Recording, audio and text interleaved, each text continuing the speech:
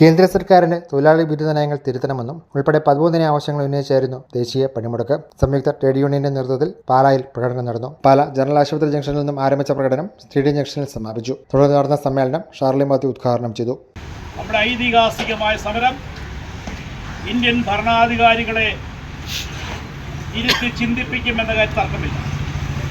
നമുക്ക് ലഭ്യമാകുന്ന വാർത്തയനുസരിച്ച് ഇന്നലകളിൽ പോലും പങ്കെടുക്കാതിരുന്ന നഗരങ്ങളിലും ഗ്രാമങ്ങളിലുമുള്ള കർഷകരും കർഷക തൊഴിലാളികളും മറ്റ് മേഖലയിൽ പണിയെടുക്കുന്ന തൊഴിലാളികളുമെല്ലാം ഒത്തുചേർന്നുകൊണ്ട് ഒന്നിച്ച് ഒരു രണ്ടാം സ്വാതന്ത്ര്യ സമരത്തിൻ്റെ ഓർമ്മ പുതുക്കുന്ന തരത്തിൽ അല്ലെങ്കിൽ ഓർമ്മപ്പെടുത്തുന്ന തരത്തിൽ നരേന്ദ്രമോദി ഗവൺമെന്റിനെതിരായി അതിശക്തമായ പ്രതികരണവുമായി ഈ സമരം മാറിയിട്ടുണ്ട്.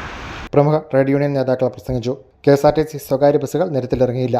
സ്ഥാപനങ്ങളിൽ ജോലിക്കാരുണ്ടായിരുന്നെങ്കിലും ഇടപാടുകൾ നടന്നില്ല. സംയുക്ത ട്രേഡ് യൂണിയൻ നേതൃത്വത്തിൽ നടത്തിയ ദേശീയ പണിമുടക്ക് പാലായിലും സമീപപ്രദേശങ്ങളിലും പൂർണ്ണമായിരുന്നു. കടകൾ അടഞ്ഞുകിടന്നു. സ്വകാര്യ വാഹനങ്ങൾ കൂടുതലായി നിരത്തിലിറങ്ങി. ന്യൂസ് ബ്യൂറോ, പാല.